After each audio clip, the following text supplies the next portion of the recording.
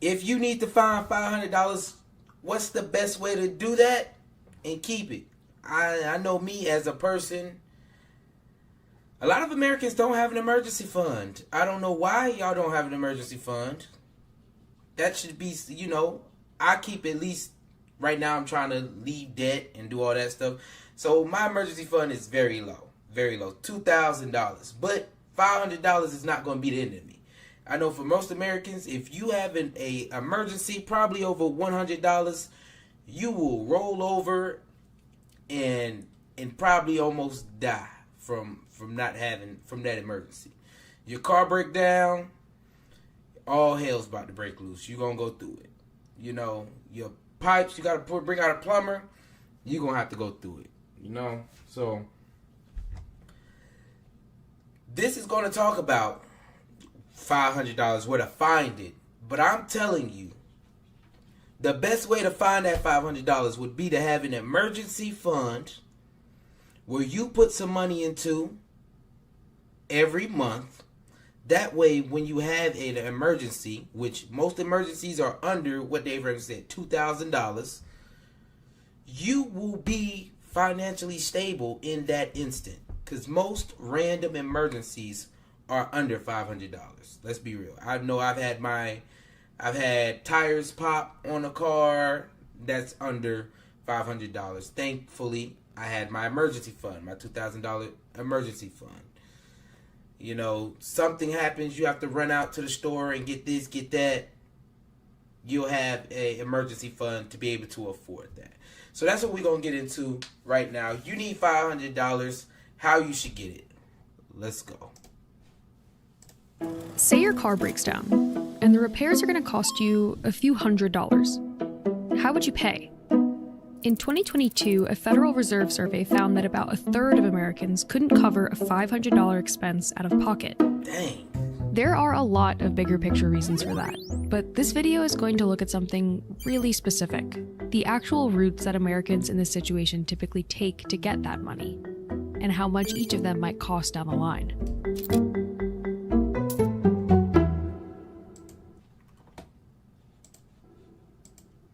Alright, Your Money Explained, y'all. They've already told you. 1/3 of Americans can't even afford a $500 emergency. If you cannot afford a $500 emergency, like you say, your car break down, it's going to be a bad day for you. I already know. You're going to have a bad day, horrible day. It's not going to be good. The amount of times, specifically with the car, because so much things can go wrong. I'm talking about wheels. You may get a crack in your window. Your battery might go dead. That's happened to me probably the most. And yes, that was right under like $500 to do. Not being able to afford that, y'all got to do something. So let's see. Let's continue. That same 2022 Federal Reserve survey described 6 basic non-cash options that respondents said they would use to cover an unexpected expense. But how available each of these options are to most Americans and how much they actually end up costing varies. Let's look at availability first. Most of these paths require you to deal with some kind of bank or institutional lender, both of which have histories of excluding people without existing lines of credit. If you want to avoid that, you have these 2 very basic and straightforward options: sell something or borrow from someone you know. These routes might have an intangible cost, but they won't require any approvals or credit checks, unlike the rest of your options. Borrowing from a bank is perhaps the route with the highest barrier to entry.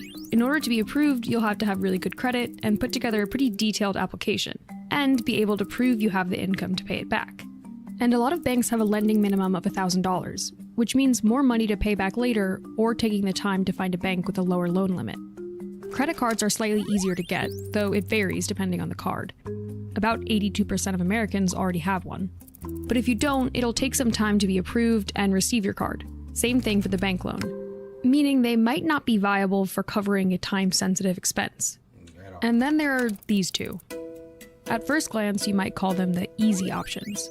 You can go into overdraft or allow your bank account to go into the negative, which not every bank allows, but if yours does, you generally don't need to apply for it. We'll come back to this one. Finally, there are payday loans. They're short-term loans from businesses set up specifically for that purpose, marketed as a sort of advance, bridging the gap until your next paycheck. They are easy to get and come through fast. With no credit checks or collateral needed, virtually anyone can be approved, which is why people turned away from the bank and credit system often find themselves here. With all of these paths, there are costs and obstacles, but this one in particular is bumpy. With digital all right, let's see. So there are 6 routes that you can take. Let's see them. 6 routes Meaning you they can might take. not be viable for covering a time-sensitive expense. And then there are these 2. You got bank loans, credit cards, borrowing from someone you know, sell something, overdraft, and payday loans. And we're going to go just from the availability first. Let's be real. Payday loans, you can get them quick. Overdraft, you can do that quick. You can borrow from someone, that's a little medium. You can sell something. Then you have bank loans and credit cards. The thing about these, y'all, the easier they are to get, usually the worse damage they can do. And the ones in the middle, they kind of like that. And then credit cards and bank loans, you really don't even want to, get too far into them. So that's the 6 things that you can do to get $500 right now that most Americans do. It's pretty easy to get through.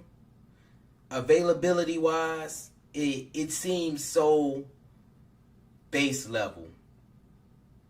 But now we're going to dig deep into the cost of these things.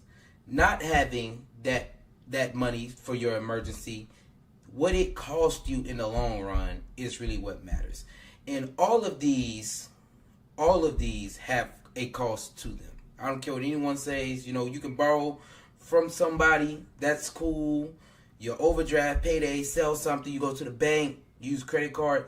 They all have costs to it. And I think all of the costs, while they all might not hurt, you have to give up something in all of these, no matter what. Yes, some are worse than others, but you have to give up something for all of these in the long run. So let's get on past that pause. videos like this possible. And get to it.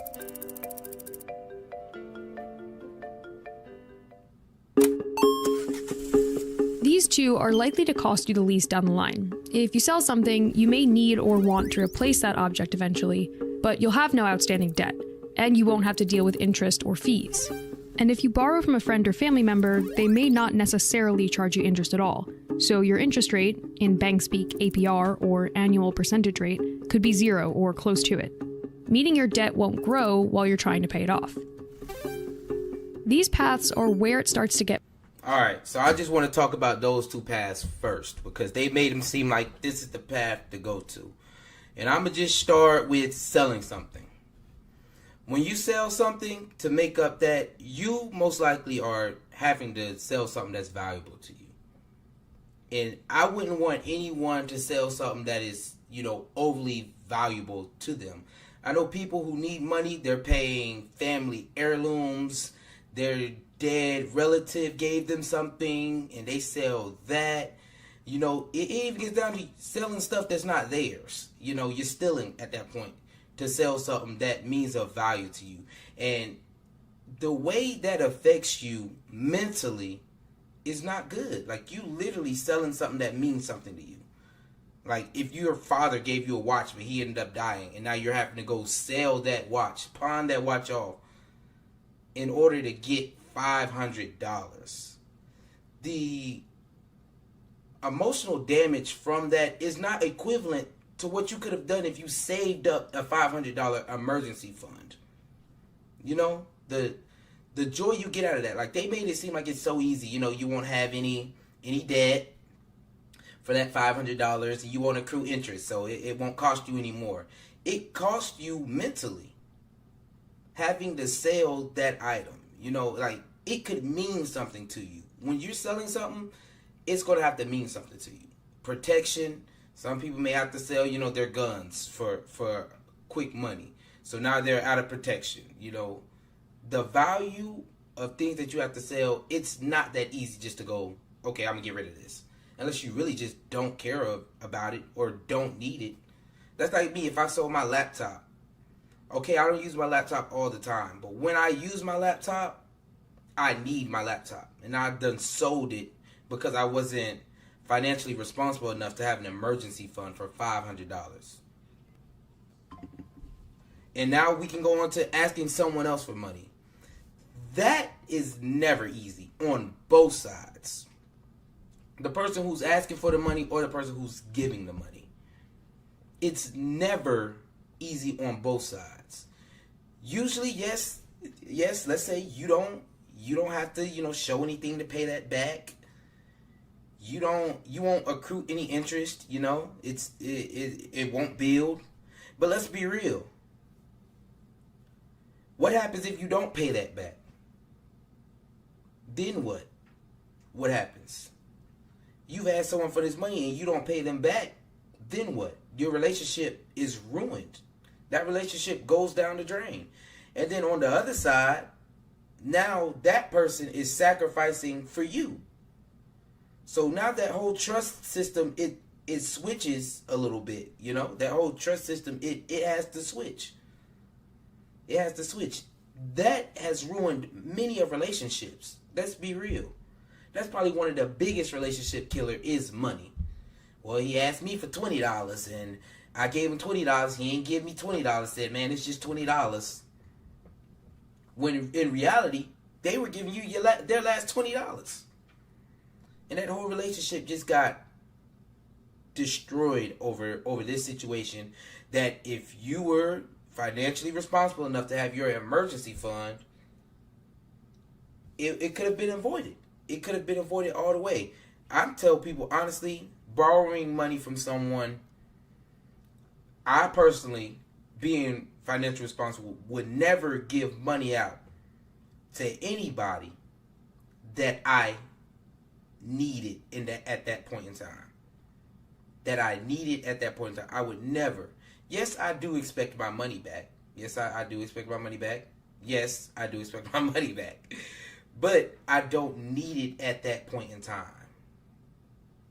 If you understand what I'm so, yes, if you don't pay me back, it will ruin our friendship. It will ruin, what we have. But I personally, I financially will not be affected by that situation. Because personally, yes, I will feel hurt. I will feel betrayed, for not getting that money back. So I would not, these options, although they might be the easiest, I don't think they are the best. Although those options are the easiest, they are not the best. And we all know what the best is. We'll save it. I'll talk a little bit more. Those options are not the best. Because I feel like in this video, that's what they made it seem like. Go sell something that's personal to you. Or, go ask someone for it. Which I feel like you can end up destroying a very good relationship by doing those things. Get more complicated. Generally speaking, when it comes to institutional lending, the easier something is to get, the higher the interest rate and thus the total cost will be. But how that debt grows can vary. Take overdrafts. There is technically no interest charged on these, just a fee, something like $35. But every time you go deeper into your overdraft, the bank will charge another fee. Meaning if you use the card for even a $1 expense, like a coffee while you wait to pick up your car, it'll cost you another $35. Bank loans have an average interest rate of about 12%, which is considered fairly low, as well as set payments and loan lengths, meaning you can know how much the loan will cost you from the get-go, as well as how long you have to pay it off. So for a $500 expense, you might pay it off every month over 2 years, and spend in total about $565. There are also fees to apply if you later miss a payment, etc., so that number can fluctuate. Credit card interest rates vary, but let's say yours is 24%, about average. Unlike loans, payments are flexible above a certain minimum payment, Say yours is $20. Each month, you can pay anywhere between that and the full balance. If you only pay the minimum the first month, by the next month, about $9-ish in interest will be added to your debt. The more you pay per month, the less you'll end up spending in the end, and the less time it'll take you to pay it off. But keep in mind, you pay interest on the interest, not just on the original debt. So if you keep paying the minimum and this $500 is your only debt, it'll take you 3 years to pay this off and end up costing you $700. Then there are payday loans, which work a little differently. They're advertised as short-term, meant to be paid off with your next paycheck. But they have exceptionally high interest rates, about $15 per 100 borrowed, or about 400% when annualized. So in just 2 weeks, you'll owe a total of $575. And if you can't pay all of it, you'll basically start this whole process over and owe an additional rollover fee, all due in just 2 more weeks. Which is why payday loans are considered predatory, and a third of all US states have outlawed them. They're basically designed to turn into a debt spiral. The risks and hidden costs of these paths. Now y'all see from this video that is horrible. Let's go ahead. Let's go ahead. That is absolutely horrible. And yes, all those are, I say that, horrible reasons to even try. To get more complicated. Overdraft. I've overdrafted before in college, and I'm telling y'all, that overdraft joint, that's not fun. Like she said, every time that thing hit, you gonna pay just a little bit, a little bit. Overdrafting is not the way to go. I don't think it's the way to go. Because that joint builds up. Once you get into that negative, you get charged. I was getting charged, what? I think $50? I think it was $50 for going under like that. I was like, hold on. I just got charged $50 extra. What happened? Oh, an overdraft fee. Okay, so I had to pay for going into the negative a little bit. Okay. All right, that's okay. All right. But then if you get hit again, hold on. Oh, heck no. I need to do something because can't nothing else hit this card. Can't nothing else hit my bank account. I just got paid that overdraft fee. Then you got the bank loan. Like I said, that's just hard to get into. Over time, you are going to end up paying more. You got fees. You got all that extra stuff. So that ain't the way you want to go. And especially in your emergency, the bank loan, let's be real, that's not even accessible at really. Now the next thing is the credit card, because you already had that credit card. You already had that credit card. That's one of the worst. That's the most abundant out here. I know everybody will. If you have an emergency, you about to swipe that card. Okay, I got a credit card. It got an $1,000 limit on it, and I have $500 left over, so I'm gonna go ahead and swipe it. And you getting hit for 24% every single rollover, because you only paid the minimum, which means you probably didn't even pay over the amount of interest that you gained on that, and now you have to pay on that whole. On top of what you have, on that interest that you collected as well. Just like they said in that video.